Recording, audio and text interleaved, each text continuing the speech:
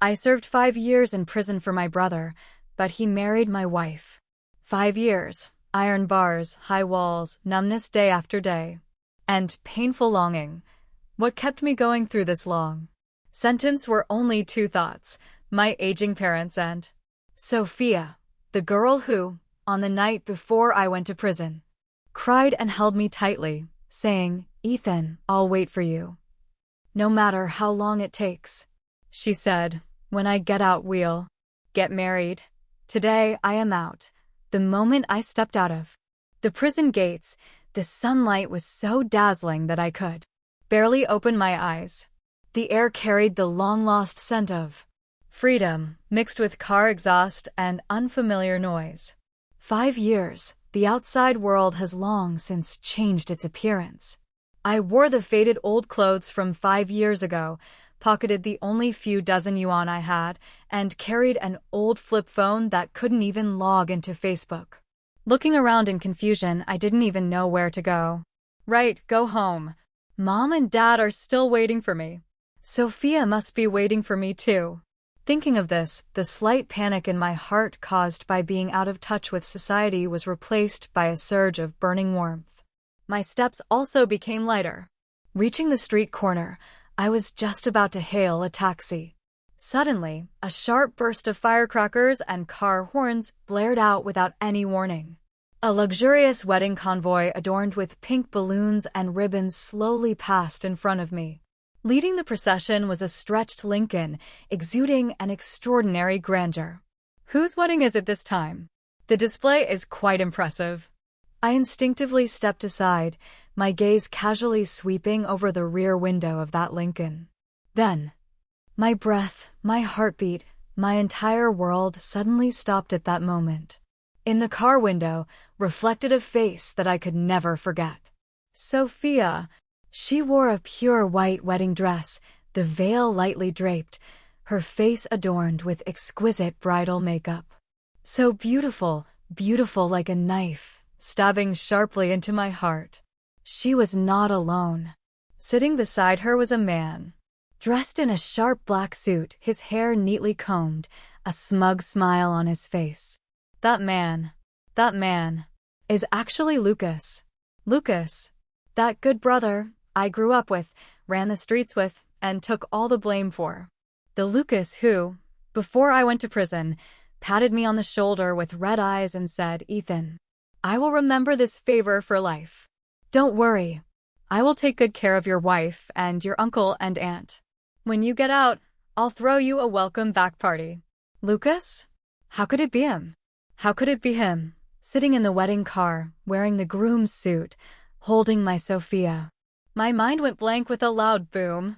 All the blood in my body seemed to freeze.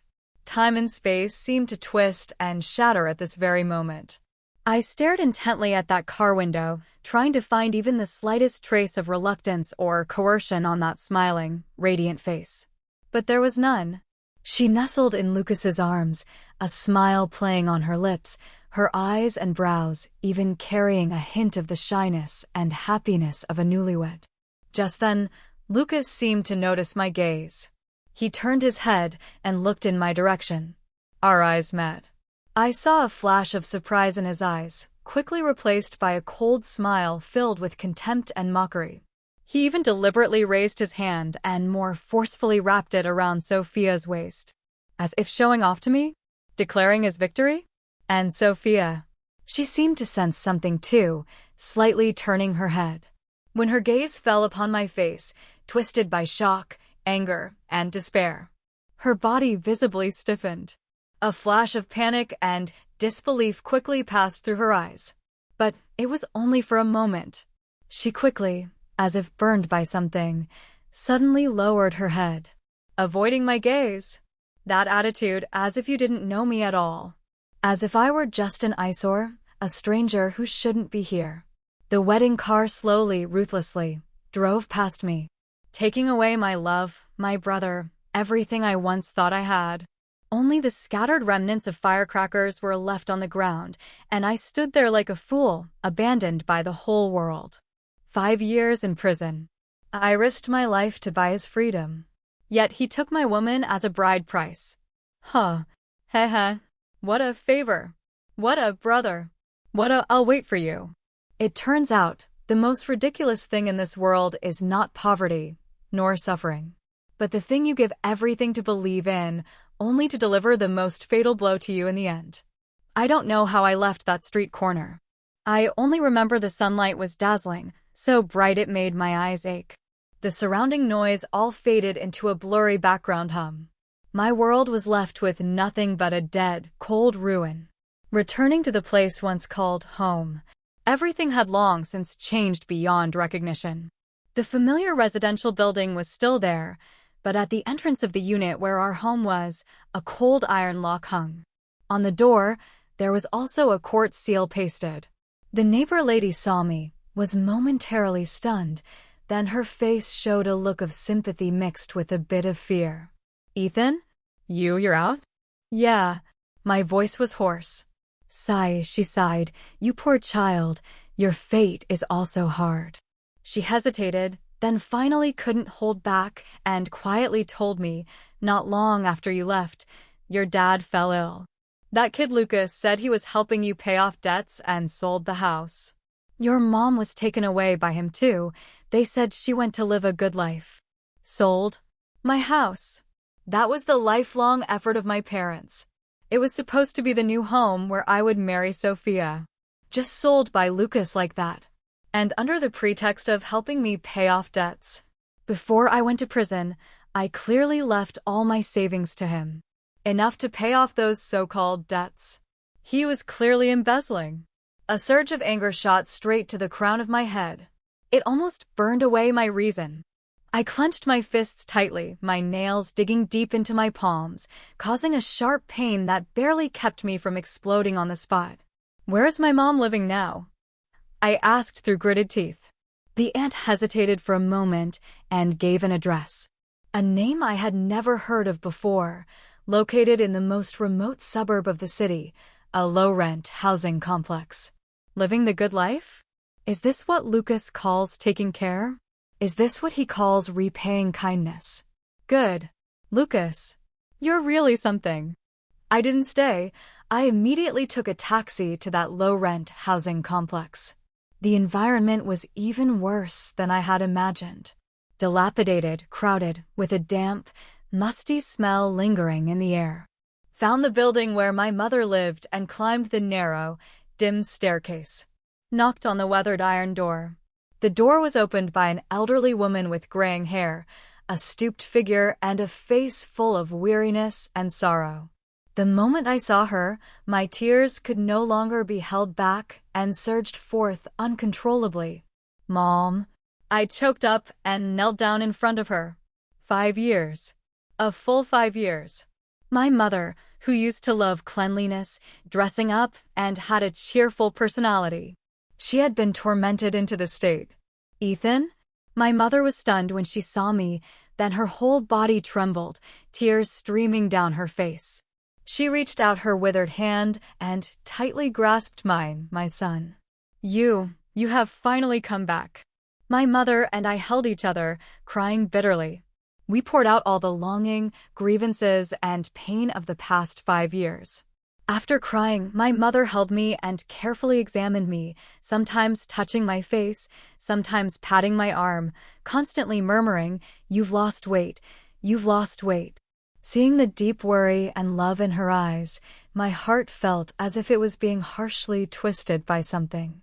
"Mom, I'm sorry, it's your son who has been unfilial." I helped my mother walk into the room. The room was very small, only about 10 square meters. The lighting was dim, and the walls were bare. The only appliance was an old television set. Is this the comfortable life Lucas arranged for her? The anger in my heart flared up fiercely once again. "Mom," I tried to keep my voice calm, "what about Dad? How is his illness?" When mentioning father, Mother's tears fell again. "Your dad, he is still in the hospital," she said chokingly. "He is very ill, and the doctor said a large sum of money is needed for the surgery." "What about Lucas?" I asked through gritted teeth. "Didn't he say he would take care of you all? Isn't he very rich?" "I just saw him driving a luxury car on the road." As for Asen, mother sighed, her eyes complicated. He has come to see us a few times and also sent some supplements and medical expenses, and he has also advanced part of the payment. But she paused, her voice lowering. He said his company is having cash flow problems recently and asked us to wait a little longer. Cash flow problems? Nonsense. He's driving a luxury car worth millions. Married to my woman. Living in my parents' house, maybe even upgraded to a bigger one by now. Now telling my mom that we're short on funds. That bastard. Mom. I looked at my mother, whose back was bent by life and sorrow, and felt a sharp pain in my heart. Don't worry. I'll find a way to pay for Dad's medical bills. I will definitely cure him. My mother looked at me with concern.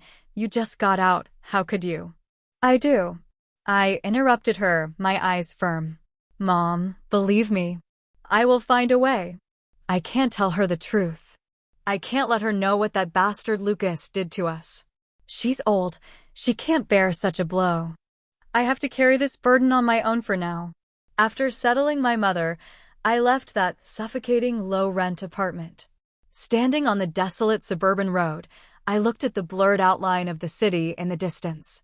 In my heart, there was nothing left but a cold, resolute hatred. Lucas. Sophia. You too. You despicable couple. You treat me like a fool. Treat my parents as burdens. Treat everything I have as stepping stones for your own climb. Fine. Very good. This debt. I have noted it. 5 years in prison, family destroyed and people dead. Everything I have lost. I will. Double it. 1,000 times. 10,000 times. Take it back from all of you. Anger and hatred burn in my heart like a wildfire. But reason tells me I must stay calm now. I have nothing. No money, no connections, not even a decent identity. Just out of prison, it's hard to find a job. And Lucas, stepping on my past, has long climbed to a height I can hardly reach. Beside him is the woman who belongs to me, holding the wealth and status that might have originally been mine. If I go to confront him head-on now, it would be like smashing an egg against a rock. I need to lie low.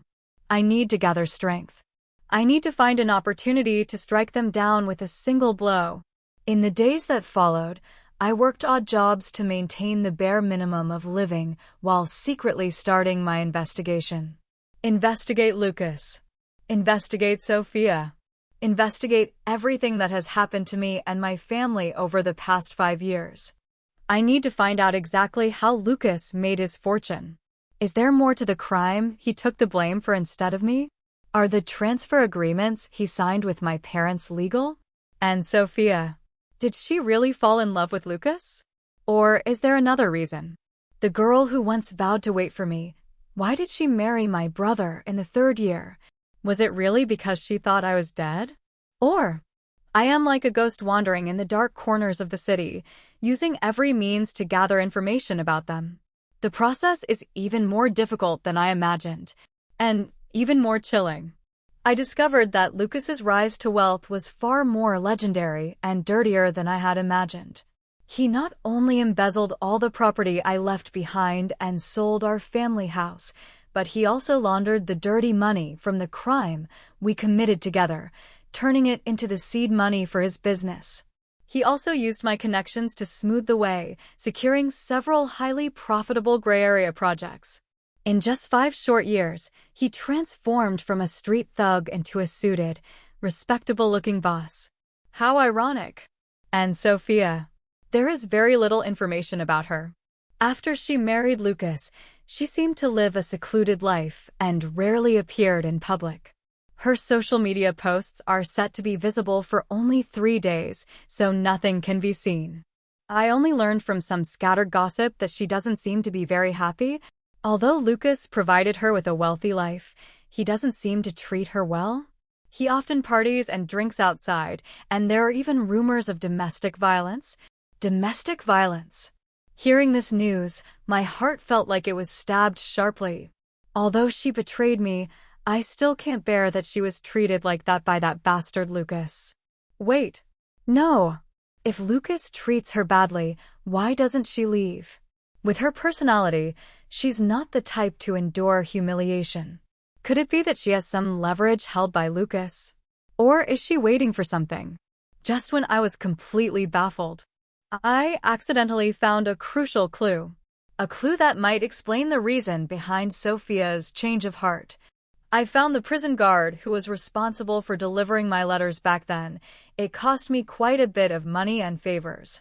According to him, there were indeed a few letters signed Sophia sent to the prison at that time. But all of them were taken in advance by Lucas, under the pretense of being a family member. Moreover, Lucas specifically warned him not to tell me that someone was writing to me. The reason was afraid it would affect my rehabilitation. As for those prison guards, they said they saw with their own eyes that Lucas burned all those letters right in front of them. Burned? He actually burned the letters Sophia wrote to me. And he even stopped the guards from telling me. That bastard. From the very beginning, he was scheming against me, cutting off all contact between Sophia and me. He deliberately made me believe that Sophia had already given up on me. He also deliberately made Sophia think that I might have really died in there. The prison conditions are harsh and deaths are common. So that's why Sophia, in despair, ended up marrying him. This trap. He set it up 5 years ago. Even earlier than that. The truth, like a dagger coated with venom, stabbed sharply into my heart. It hurts. It hurts so much I can hardly breathe. So, it turns out Sophia never betrayed me. She was also a victim, deceived and used by that bastard Lucas. A surge of immense anger and regret instantly overwhelmed me. Lucas, I will not only ruin your reputation and destroy you completely. I will also make you taste the pain of losing your beloved. I will take back Sophia. Take back everything that originally belonged to me. But with my current strength, it is still far from enough. I need greater power. A more meticulous plan. I need an opportunity that will allow me to completely turn things around and trample them underfoot. Just at that moment, an unexpected phone call came through. On the other end of the line was a respectful and polite male voice. May I ask if this is Mr. Ethan? This is he. Hello, sir. Our boss would like to meet you. Who is your boss? He said you saved his son's life while you were inside. Boss Victor. That name, like a bolt of lightning, instantly illuminated my chaotic thoughts. I remember now. 3 years ago, there was indeed a minor riot in the prison. A few hardened criminals were bullying a young newcomer. I couldn't stand it and stepped in to help, but I ended up getting hurt myself. That young man was thin and weak, wearing glasses, looking gentle and refined, not someone who seemed likely to commit crimes. Later, I found out he was taking the fall for his father, who was a famous real estate tycoon in this city, Victor. At that time, the young man thanked me profusely, saying that once he got out, he would definitely repay my kindness. I didn't take it to heart. The bonds in prison are thinner than paper. I never expected that he would actually remember.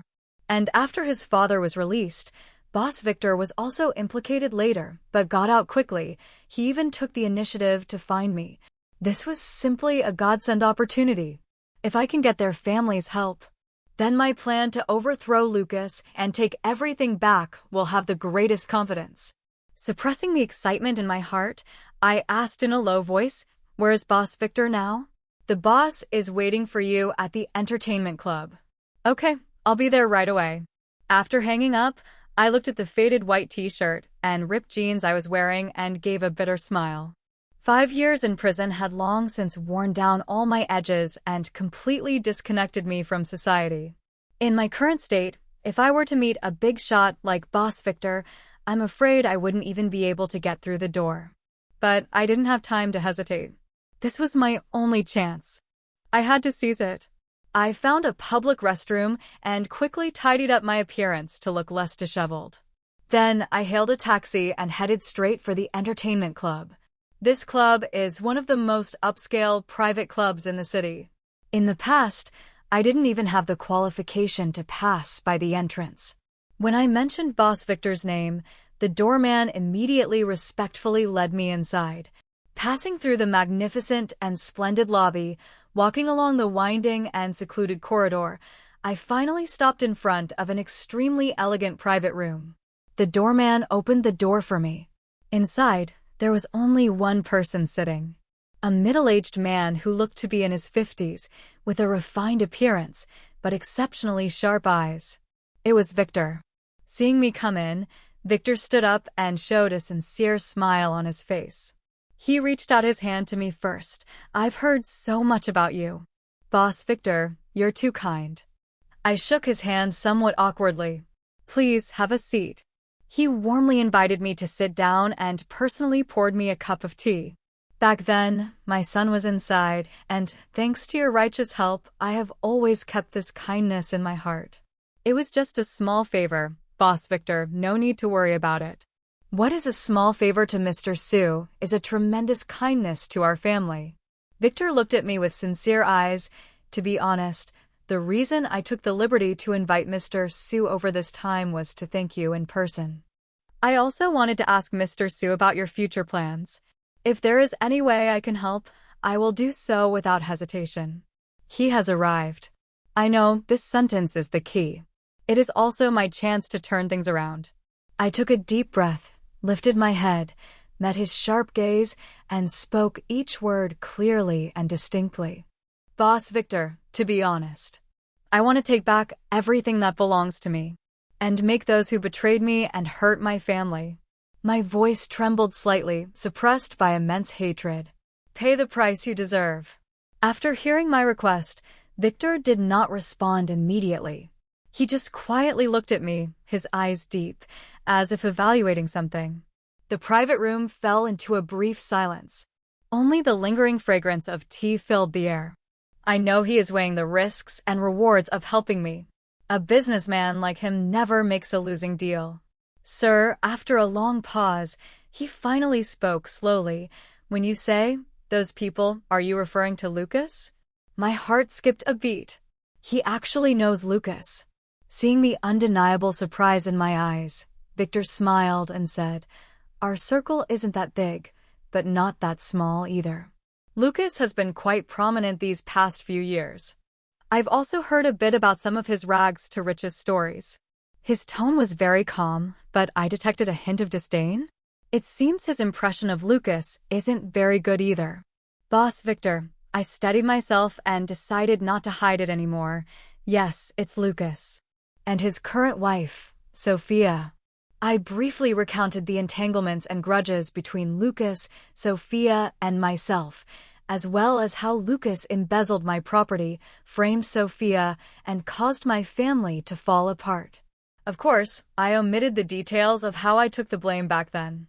Victor listened quietly, his face expressionless, but his eyes grew colder and colder. When I finished speaking, he was silent for a moment before saying, "This Lucas is indeed no good." He paused, looked at me, his gaze sharp. "What do you want to do?" "I want him to be ruined, to have nothing left." I said through gritted teeth, "I want him to spit out everything he swallowed, principal and interest. I want him to taste what it's like to lose everything." As for Sophia, mentioning that name, my heart couldn't help but ache. I want to bring her back. Victor looked at the undisguised hatred and determination in my eyes and slowly nodded. "All right," he said. "Since you have done us a favor, I'll help with this. What do you need? Funds? Connections? Or a new identity?" "I need all of that," I said. "I have nothing now." "No problem," Victor said straightforwardly. "As for funds, I can provide you with enough startup capital to help you make a comeback. For connections, I'll also help you open some doors. As for the identity," he pondered for a moment, "this might take some time. However, I can first arrange for you to have the status of an overseas returning investor. You can come up with the name yourself. From today on, Ethan is considered dead in prison. You need to return to the city with a completely new appearance." Then, a glint of shrewdness and ruthlessness flashed in his eyes, like that of a businessman. "Give them a surprise." 1 year later, at the city's most anticipated business summit. A mysterious investor named John suddenly appeared. Young, handsome, with a mysterious background and generous spending. His arrival stirred up the entire business world. No one knew where he came from, only that he represented a powerful overseas consortium, holding vast capital and searching for suitable investment projects. Countless companies extended olive branches to him, and numerous socialites tried every means to get close to him. He became the hottest diamond bachelor in the city. And this John is me, Ethan. Over the past year, with Victor's help, I have been completely transformed. I studied finance, management, and the rules of the upper-class society. I worked out, sculpted my body, and equipped myself to become an impeccable elite. I am no longer the Ethan who was confused and ragged when I just got out of prison. I am John, the calm, rational, and focused avenger. My first target is Lucas. Over the past few years, relying on those dishonorable methods from the beginning, his business grew bigger and bigger, and he had clearly become the new elite of the city. He had a wide circle of acquaintances and was adept at navigating all social circles. But he didn't know that his seemingly prosperous business empire had long been seen through by me, with all its weaknesses and vulnerabilities exposed. His greatest weaknesses were an unstable foundation and greed. I began to approach him quietly and without a sound, under the pretext of seeking cooperation. At first, he was still somewhat wary of this suddenly appearing John. But when I accidentally revealed the strong capital backing behind me and hinted that I could bring him greater benefits, his greedy nature was laid bare. He began to actively curry favor with me, trying to please me, even calling me a confidant. A confidant? How ironic. He probably never dreamed that the Mr. Jiang he drank and bonded with like brothers was actually Ethan, the very person he had personally sent to prison and destroyed everything for. In a private room at splendid Jiangnan, yes, I have come to this place again, but this time I am the honored guest. Lucas enthusiastically introduced me to his wise and capable wife. Mr. Jiang, let me introduce you. This is my wife, Sophia. Sophia wore a well-fitted qipao, her makeup exquisite, standing beside Lucas with a gentle smile on her face. But the moment her gaze met mine, I clearly saw a flash of shock and disbelief swiftly pass through her eyes. Then, it was replaced by a deliberate aloofness and coldness. She gave me a slight nod as a form of greeting. Then, she lowered her eyelids and no longer looked at me. That posture, as if we were truly just strangers meeting for the first time. My heart felt as if it had been sharply stabbed by something. Pain. Even though I knew she was forced and deceived. But seeing her standing beside Lucas, playing the role of a loving couple, I still couldn't help but feel anger and jealousy.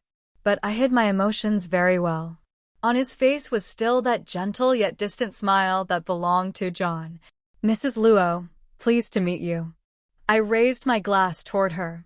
My gaze lingered on her face for more than 3 seconds. I saw her fingers tremble ever so slightly the moment she heard my voice. Sophia, you're not really that calm either, are you? You recognized me too? Even if I change my name, change my identity, change to a completely different appearance. But some things are engraved in the bones. Like the look in the eyes. Like the indescribable feeling I have for you. It seems this game of revenge will be even more interesting than I imagined. In the following months, I was like a patient hunter, tightening the noose around Lucas's neck step by step. Using the identity of John and the resources provided by Victor, I first accidentally snatched away several important cooperative projects from Lucas. Then, coincidentally, at the moment when his cash flow was most strained, I proposed an extremely tempting yet secretly deadly investment plan. The greedy Lucas, as expected, took the bait. He bet everything, mortgaging most of the company's assets, hoping to completely turn things around and even reach a higher level through this cooperation. He didn't know that step by step, he was walking right into the trap I had carefully designed for him. At the same time, I was also quietly getting closer to Sophia. I knew that going directly to her and telling her the truth might make her leave Lucas immediately. But that would be too easy on Lucas. What I want is not just to ruin him completely and leave him with nothing. I also want him to taste the pain of losing his beloved if he still loves Sophia. I want him to watch helplessly as the thing he cares about most slowly returns to my hands. I began to frequently appear in places where Sophia might be, under the identity of John. Art exhibitions, concerts, charity dinners. I was like a polite suitor, showing her just the right amount of admiration and interest. At first, she was very guarded and distant towards me. But perhaps it was because my face resembled so much the person she both loved and hated? Or perhaps Lucas has been neglecting her even more lately because of business troubles, even to the point of making things worse? She gradually stopped resisting my deliberate, friendly gestures so much. Sometimes, even in her eyes, there would occasionally be a hint of hesitation and dependence. I know the time is about to be ripe. When it was time to close the net, the moment had arrived. The closing net location I chose was an extremely important financing press conference of Lucas's company. That day, he invited numerous media and investors, preparing to announce the major cooperation between him, me, and the overseas consortium behind us. He wanted to use this opportunity to firmly secure his position and make a spectacular comeback. He stood on the stage, full of confidence, boasting about his plans. Sophia also attended in full dress, sitting in the front row with a proper smile on her face. However, that smile was somewhat stiff.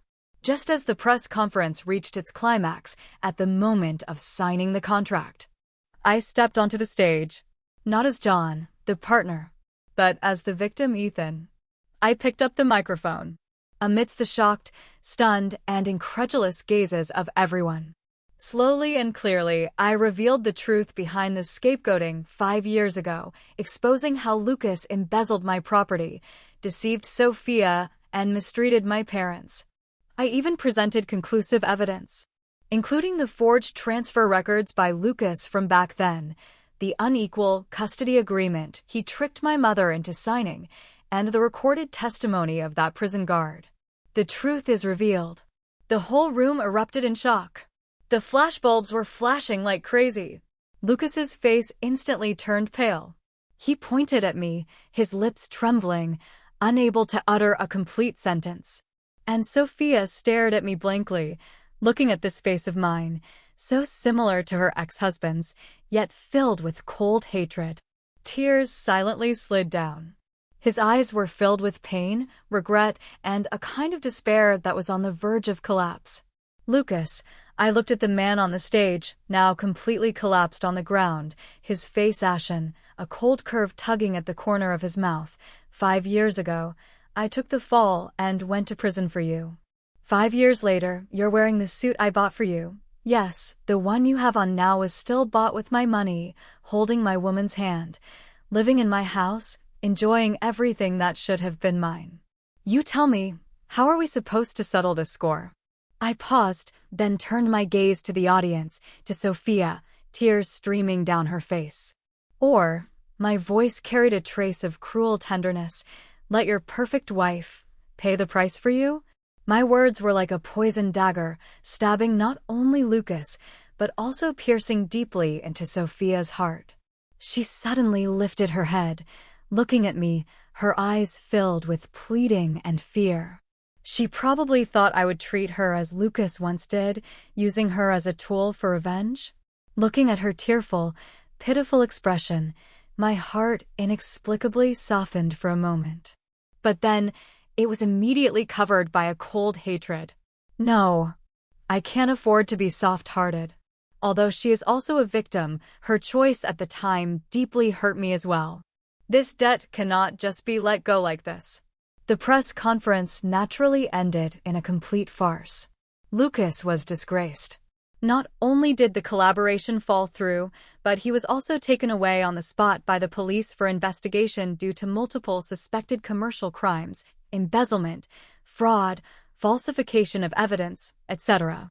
What awaits him is severe legal punishment and imprisonment. His business empire, built on dirty tricks, collapsed in an instant. Left with nothing, even worse than when I was released from prison. And Sophia became the laughingstock of the entire city. She married a devoted husband, only to discover that his devotion was built upon the sacrifice and blood of another man. And she herself became the most tragic pawn in this deceit. Wherever she went, she could feel the strange gazes and pointed fingers of others. She locked herself at home, washing her face with tears day after day. I know this is very cruel for her, but this was also the price she had to pay for the choice she made back then, even if it was a choice made under deception. A few days later, Sophia reached out to me on her own. She asked me to meet her at a cafe. She looked much more haggard, so thin she was almost out of shape. Her face was bare of makeup, with heavy dark circles under her eyes. The radiant appearance she once had was gone forever. "I'm sorry." As soon as she sat down, she spoke softly, her voice hoarse. "Ethan, I'm sorry." "Sorry for what?" I looked at her, expressionless. "Sorry for not waiting for you back then." She lifted her head, her eyes red. I really thought at the time. "Think what?" I interrupted her, my tone icy cold. "Think I'm dead? Or think Lucas can give you the life you want better than I can?" "No." She hurriedly shook her head, tears falling again. "I couldn't get any news from you at the time, and Lucas was always by my side, saying you were a gambler, saying you had fallen, saying you might never get out of this life. He said he would take care of me for you. He said he loved you, loved me." She was a bit incoherent. I was so stupid. I actually believed him. So I looked at her, my eyes devoid of any warmth. "You married him? When I was still in prison, suffering for you.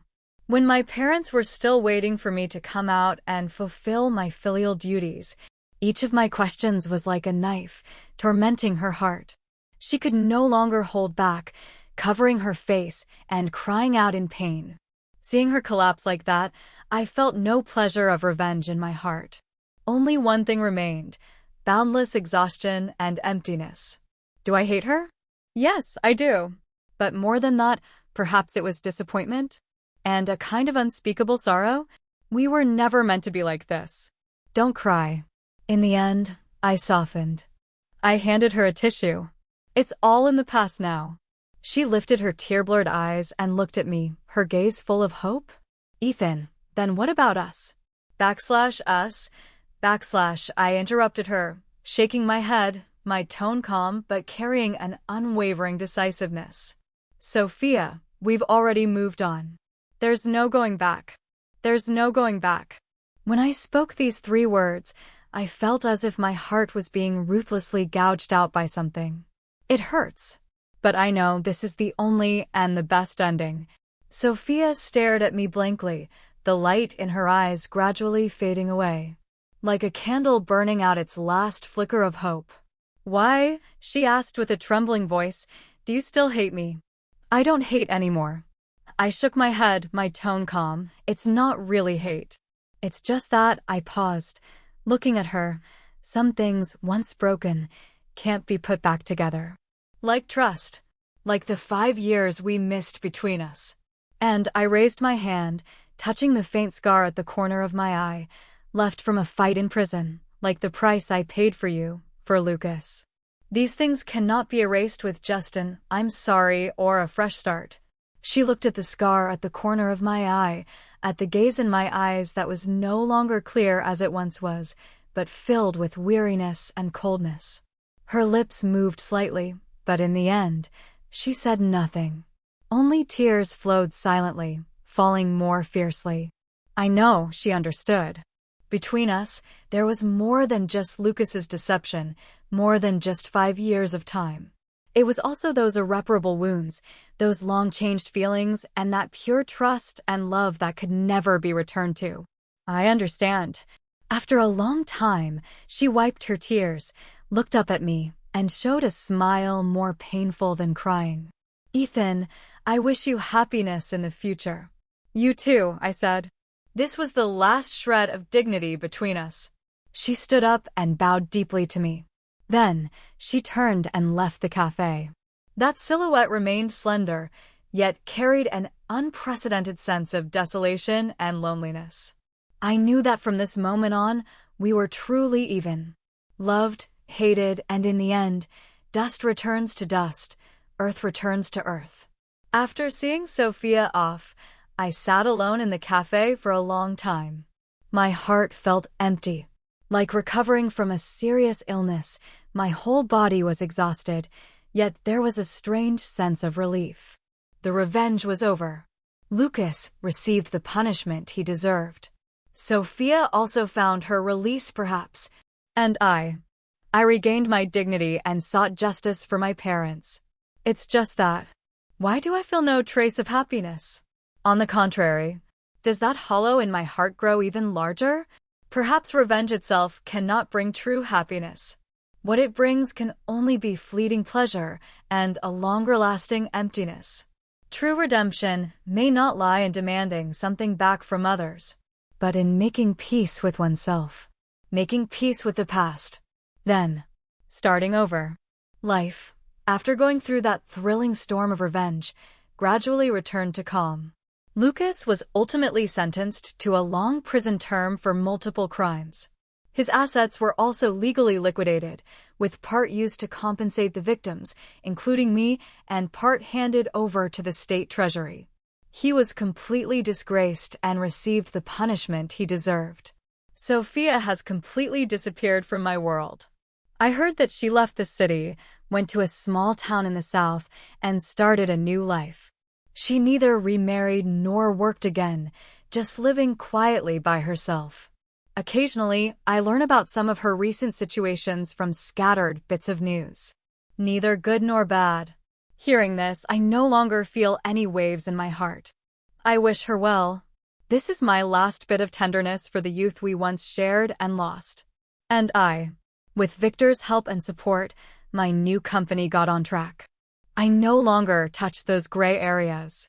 Instead, relying on my own abilities and the resilience and insight honed during these years in prison, I focused on legitimate business investment and operations. The business gradually began to improve. I slowly began to reintegrate into society. Yet my heart still remains like a solitary island. After experiencing such betrayal and hurt, it's hard for me to easily trust anyone or give my feelings again. I became more silent and reserved. Apart from work, most of the time, I choose to be alone.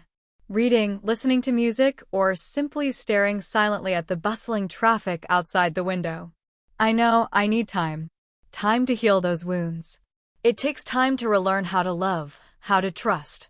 1 year later, on the day my father was discharged from the hospital after recovering, I drove to pick him up. At the hospital entrance, I unexpectedly saw a familiar figure. He is Jason, Victor Boss's son. The young man I once saved in prison. He looks much more mature now, with a hint of confidence in his brows. It seems he is here volunteering at the hospital, wearing a volunteer vest, patiently helping an elderly person with the paperwork. The sunlight falls on him, giving a clean and warm feeling. He seemed to have noticed me too, paused for a moment, then a look of pleasant surprise appeared on his face as he walked over to me. "Ethan," he greeted me warmly. "Zichien," I smiled. "Long time no see. What are you doing here?" "I come here every week to volunteer," he said, scratching his head a little sheepishly.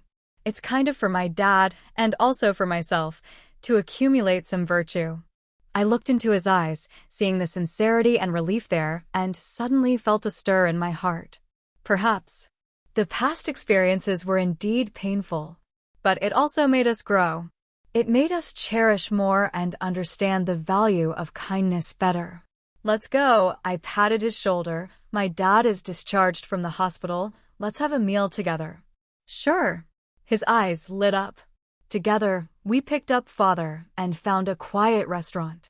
During the meal, we talked a lot about the past, the present, and the future. Sunshine streamed through the window, warm and gentle. I looked beside me at Father, who was spirited after recovering from illness, and across at Jason, whose smile was sincere. The corner of my heart that had been frozen for a long time seemed to begin showing signs of melting. Perhaps my life doesn't have to be lived forever in hatred and shadows. Perhaps I can also let go of the past and embrace the future. Perhaps I can also start over.